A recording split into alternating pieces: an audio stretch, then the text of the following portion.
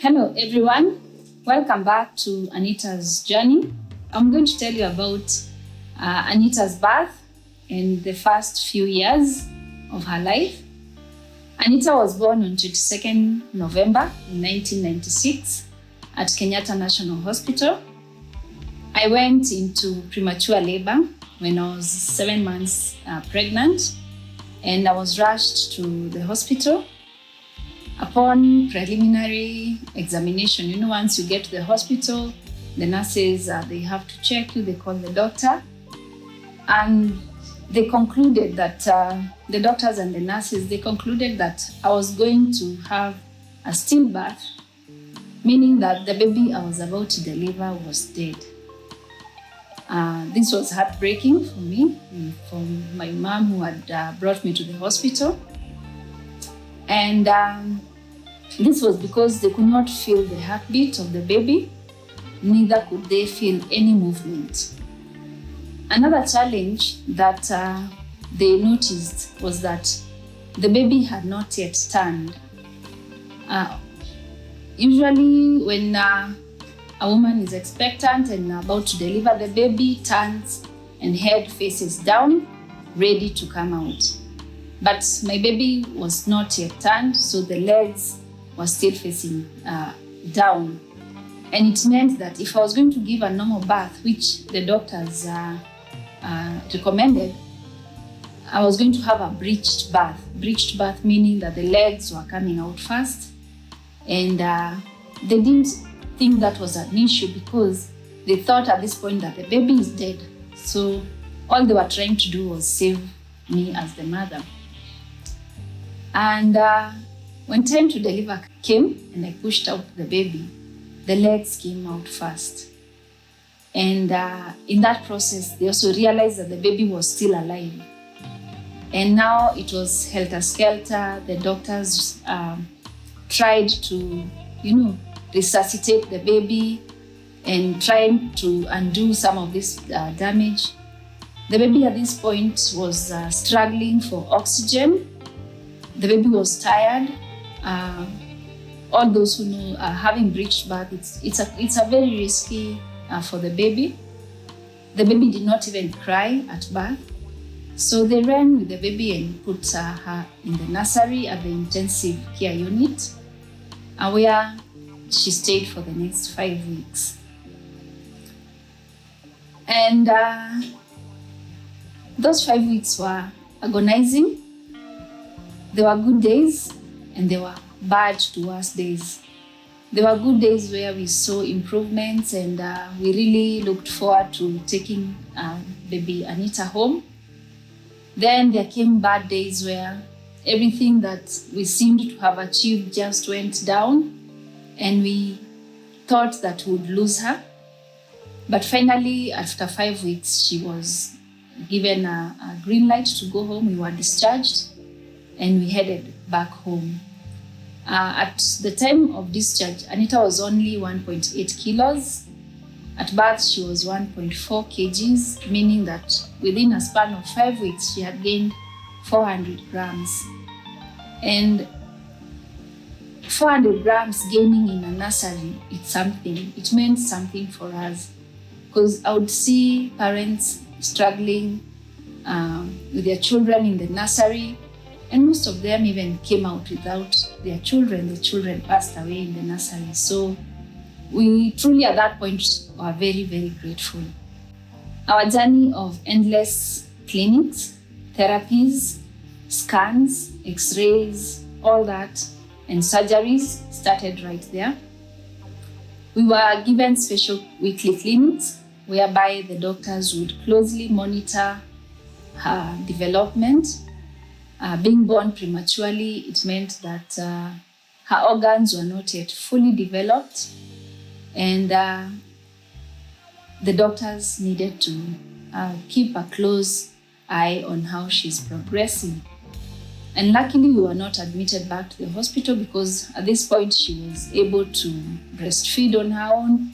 In the nursery, we used to give her, there are some days we would even give her like just a teaspoon of breast milk. And that would last her for like a day because her organs were not ready to ingest that a big amount of milk.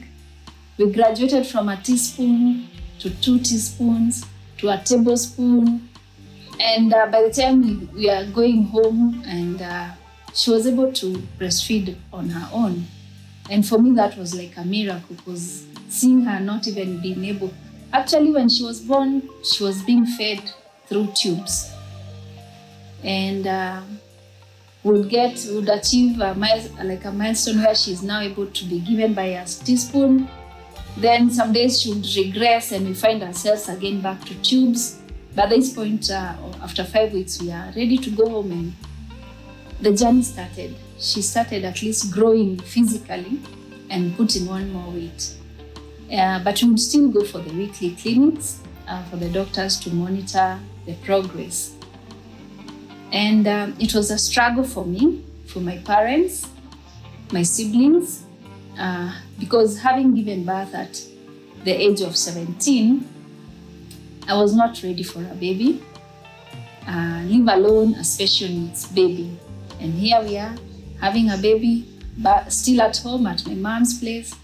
I was still in high school, and I would like to especially thank my mom, because she stepped in and almost became a mother, a mother to a newborn instantly, all over again. And she gave me unconditional support and even allowed me to go back to school and finish my high school education. She would take Anita for the clinics and for therapies herself. She would take care of her during the day. I was in a day school, so in the evenings I would continue nursing my baby. And this continued until I finished my high school and assumed the motherhood responsibilities fully. From there now, we started a journey of looking at the milestones. Usually when you have a baby, what we usually like to call normal babies, I think a month, you start noticing the neck now is fully developed, like the baby's head is not wobbling. But as 1 month, the baby is just there. 2 months, the baby cannot even lift her head. 3 months, the same. 4 months, when the kawaida, usually we call them normal babies, they are practicing to sit. And my baby's neck has not even been steady. She cannot lift her neck. She doesn't have that coordination. And we missed all the milestones. I'm a mother of 3, so I know how we tick. We have a checklist. The baby has sat down, yes. The baby has started to crawl, yes. At this month, the baby is supposed to be saying mama, baba, or just saying something or following you with their eyes. The baby is supposed to be smiling. Anita's first year, we missed all those. We didn't take any of that. And at 1 year, she still looked like a newborn baby. The only good thing is that she was smiling. Ever since I think she was a newborn, one thing that has been constant with her is a smile, and I think that has kept us really going. As a newborn, as a new mom, I had my expectations, how she will grow at 1 year. I would see her, I would visualize her walking and, buying for her toys. We didn't even buy toys for Anita unless those ones to try. The toys that we bought were for occupational therapy, so that she can gain maybe an eye coordination. Maybe she can gain a hand coordination. Those are the functional toys that we bought. But there were no dolls or this other form of toys. We bought toys that were recommended by the occupational therapists. So the journey started, and even at 2 years, it was still a struggle, because at 2 years, maybe at 2 years, that's when her neck was stable. We could put her leaning on the seat, and she would try to, stretch herself up, but you have to be seated next to her so that in case she falls, you're there. And by this time, we have started as a mother personally, and I know it's the same for my mom and my siblings. We had started developing this form of anger or hopelessness, and wondering when will she ever gain these milestones. And we were somehow in denial. First of all, I had never come to terms with the diagnosis, because back at the clinics when she was 6 months, the doctor told me, your daughter is having something we call cerebral palsy. I had never heard of that name. I had never seen anyone with that condition, and I didn't understand the condition. So for me, it was something very new, even for my family. Remember those days, we never used to give these conditions names, and most of the children who had these conditions were hidden away from the eyes of the public. So even if they were in the neighborhood, we didn't know, we didn't see them. So we didn't have a point of reference. Our point of reference was the doctors and the people we meet at the clinics. Anyway, we struggled with that big diagnosis, cerebral palsy. I personally started Googling and checking more about the condition. But the more I searched, the more I was in denial, because I didn't want to believe that my daughter was going to be seated on that seat, was not going to ever walk, was not going ever to do some basic functions on their own. So I went for therapies faithfully, and my hope was that one day you'll just wake up and you'll find her walking, you'll find her talking, you'll find her doing her own things on her own. When she was around 2 years old, by then the only milestone maybe I can say we had achieved by this time is still the neck movement. The neck was stable, but she could not sit, she could not stand on her own, she could not walk, she could not talk. She could communicate. Somehow we found a way of communicating with her. And everyone in the house knew what she wanted. And incidentally, the first people she knew how to call their names were my brothers, Dave and Jimmy. She'd call Dave Eve, and Jimmy she would call him Amy. And we really were grateful for those small things that parenting any other child you would consider to be kawaida, or you take them for granted. Bringing her up really made us realize that some of these things we really assume and that they'll happen, and they don't happen. It really causes a family a lot of agony. At 4 years, when her peers now started going to school, Anita could not go to school, because how will she go to school? She cannot sit on her own. She cannot hold a pen. She cannot talk, communicate. The only people who understood what she was saying are the people in our own home, my parents and my siblings. She could not walk. So it meant if she was going to go to school, she had to have a full, somebody who is with her full time, other than the teacher, so that when she wanted to say something, the other person can translate. So we missed those early years of school, and it was a 50-50. We really hoped that one day she will wake up and do these things that we have been hoping for. At the same time, we felt so helpless and left behind, especially when it's you can't help it but compare with other children. And sometimes people can be very insensitive, and they'll come and ask you, oh, so how is Anita? Has she started going to school? And they truly do not understand what she's going through, or the family is going through at that particular moment. So answering such a person and telling them no, she can go to school, it always broke her heart. And I remember at this point I had already started working, and but I was still staying at home. So again, my mom would take care of her. She would take her for therapies.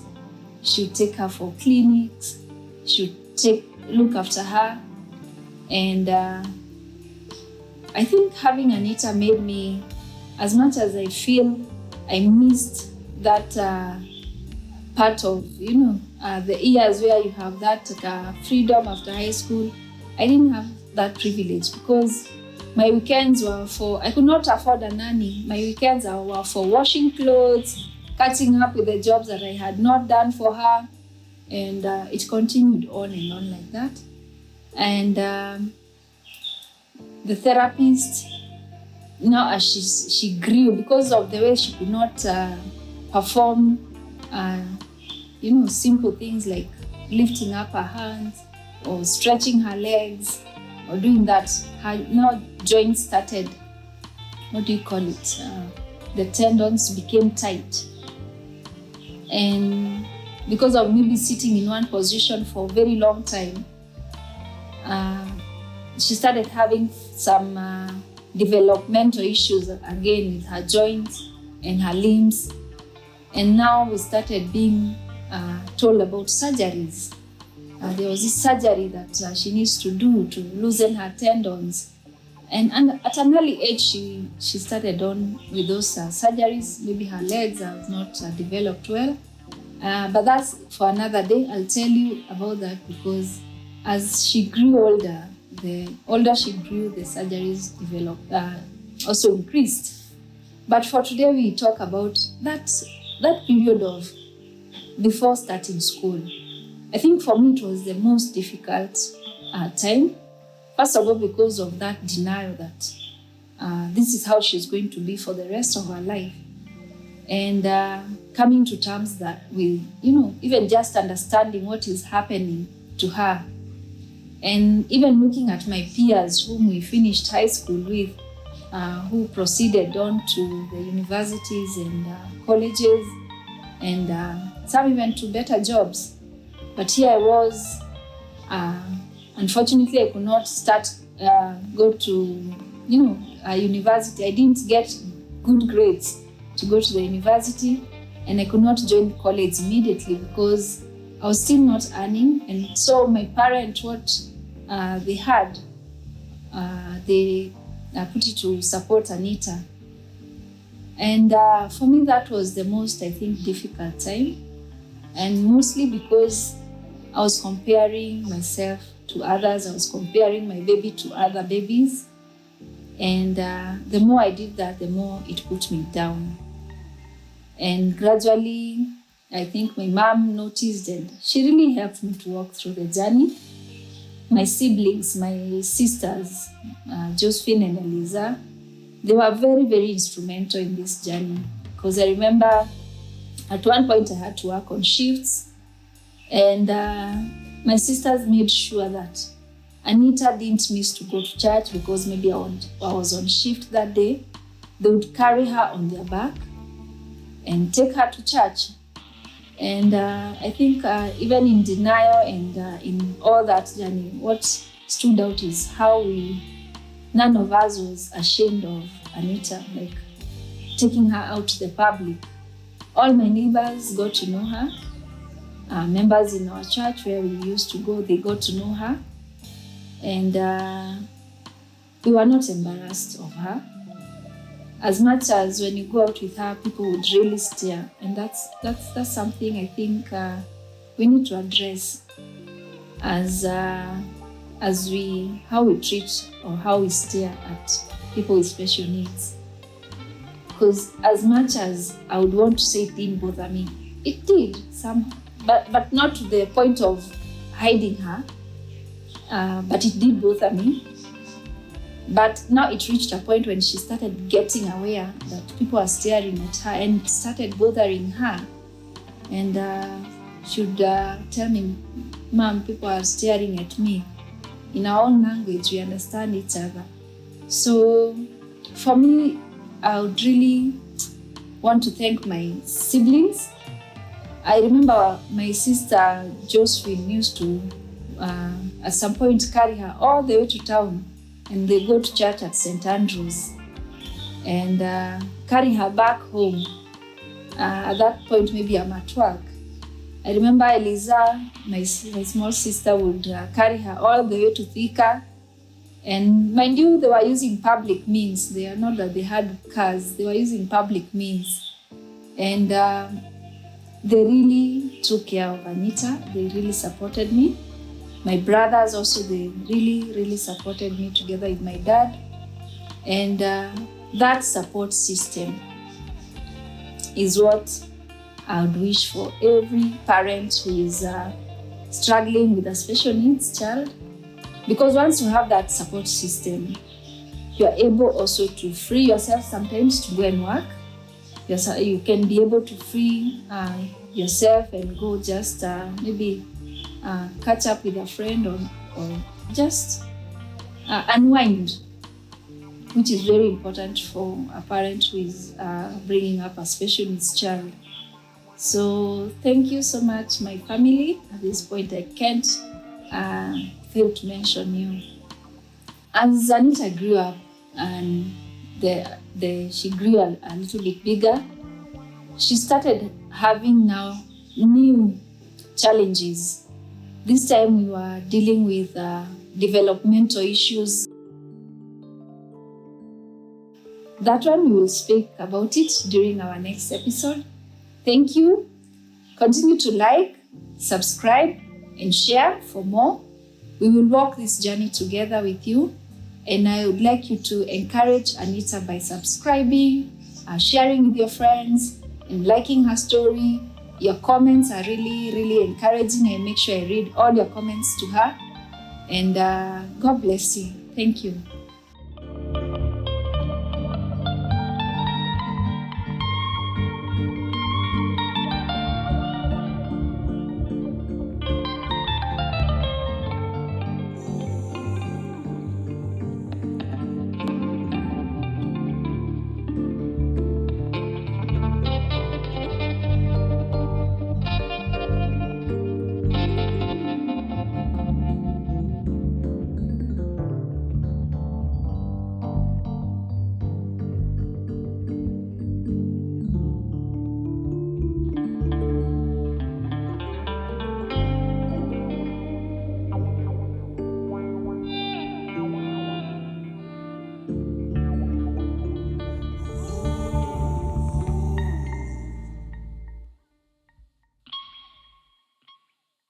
Anita, how do you feel about your YouTube channel? I feel good. You feel good? Just good? I'm not good. Excited? And what would you like to tell your viewers? You can't come. Video. To look out for your videos. And? And to like, share, comment, share with somebody.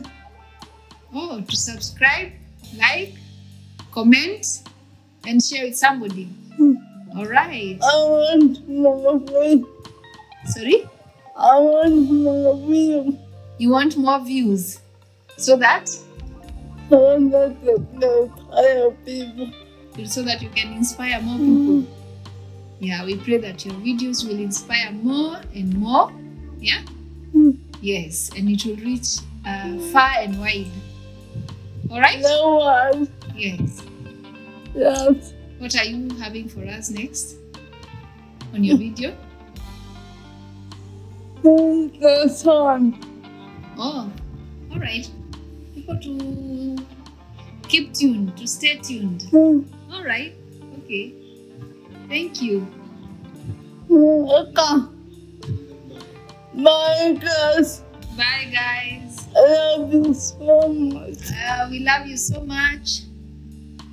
We love you so much. God bless you. God bless you.